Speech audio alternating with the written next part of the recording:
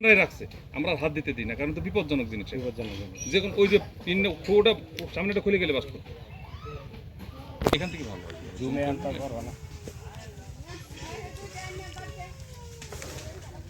এই জায়গাটা একটু পরিষ্কার করে রাখি। না না, এই পরিষ্কার করা লাগবে না, পরিষ্কার করা লাগবে না। পরিষ্কার করতে গেলে আবার কোন জায়গায় গোতা কাজে লাগবে। আর থাক থাক, তা হচ্ছে আর দরকার নেই, অনেক কষ্ট করছি, রোদ আর লাগবে না।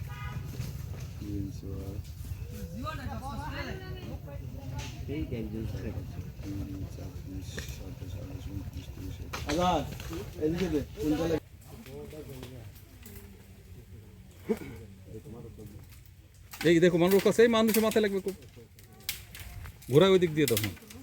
আমরা মাছ ধরতে গেছিলাম নদীতে। মাছ ধরার পরে গিয়া দেখি এটা পড়ে রয়েছে।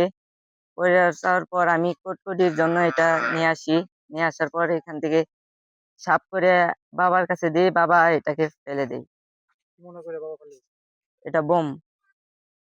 পোলাপান গেছিল নদীতে মাছ ধরবার জন্য। মাছ ধরার যাওয়ার পরে এই জিনিসটি পাইছে, পায়া তারা লোহা মনে করে জিনিসটি সাথে নিয়ে আসে।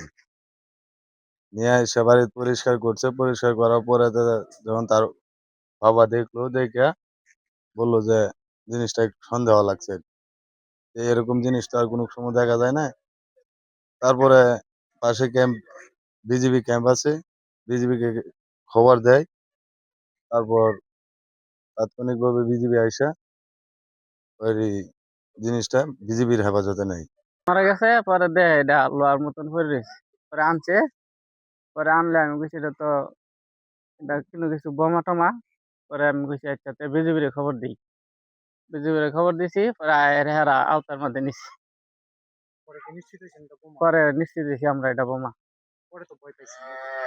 ভয়েরই কথা, ভয় পাইছি এটা বোমা, যেহেতু বুঝাই যা গোলা ভারত। পরে বিজিবির কইছি, এরা আওতায় রাখছে।